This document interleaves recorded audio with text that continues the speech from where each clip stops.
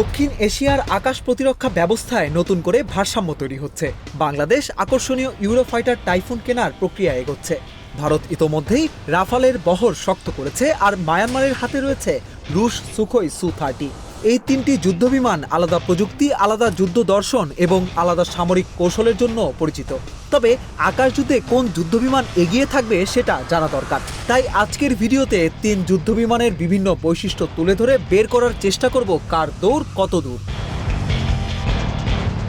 Design ও ভূমিকা।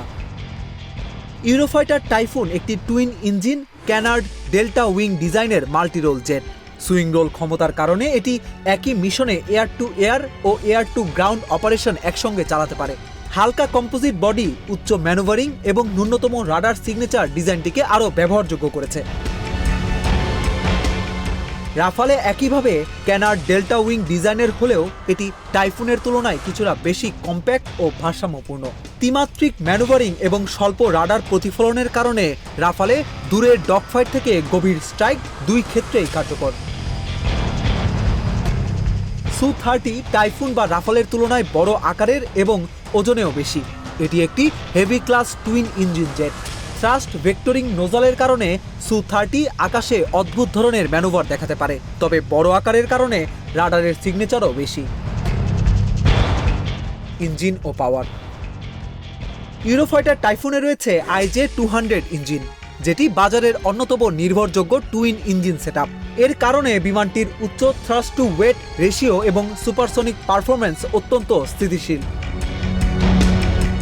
Rafale ব্যবহৃত হয়েছে স্নেকমা M88 ইঞ্জিন। এই ইঞ্জিনটি তুলনামূলকভাবে ছোট হলেও অত্যন্ত দক্ষ, জ্বালানি সাশ্রয়ী এবং রাফালকে উল্লেখযোগ্য অ্যাক্সেলারেশন দেয়। অন্যদিকে L-31 FP thrust vectoring engine ব্যবহার করা হয়েছে সু-30-তে। রাশিয়ান ইঞ্জিনগুলোর শক্তি বেশি কিন্তু জ্বালানি দক্ষতা কম। ম্যানুভার খুব বেশি কিন্তু রক্ষণাবেক্ষণের ব্যয়ও বেশি। গতি ও রেঞ্জ। ইউরোফাইটার টাইফুনের সর্বোচ্চ গতি প্রায় মার্ক 2, কমব্যাট রেঞ্জ প্রায় 1390 কিলোমিটার। রাফালের সর্বোচ্চ গতি বাকি দুই যুদ্ধবিমান থেকে কম, অর্থাৎ মাক 1.8 হলেও কমব্যাট রেঞ্জে সবার থেকে এগিয়ে, প্রায় 1850 কিলোমিটার। সু-30 যুদ্ধবিমানের সর্বোচ্চ গতি মাক 2, কমব্যাট রেঞ্জ প্রায় 1500 কিলোমিটার। সেন্সর ও রাডার। ইউরোফাইটার টাইফুনে রয়েছে ক্যাপ্টর EASA রাডার। এর মাধ্যমে বিমানটি পায় 360 ডিগ্রি স্ক্যান সক্ষমতা এবং দীর্ঘ দূরত্বে টার্গেট ট্র্যাকিং। রাফালে বিমানে রয়েছে RBIE-2 ASA রাডার, যেটি স্টেলথ টার্গেট শনাক্তে অত্যন্ত দক্ষ এবং ইলেকট্রনিক ওয়ারফেয়ার ক্ষমতা সবচেয়ে উন্নত।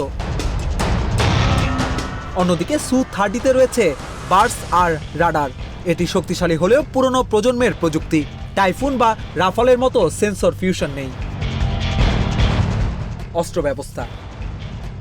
ইউরোফাইটার টাইফুনে আছে Meteor, AMR-AAM, brimstone, Sturm shadow strike ক্ষমতা।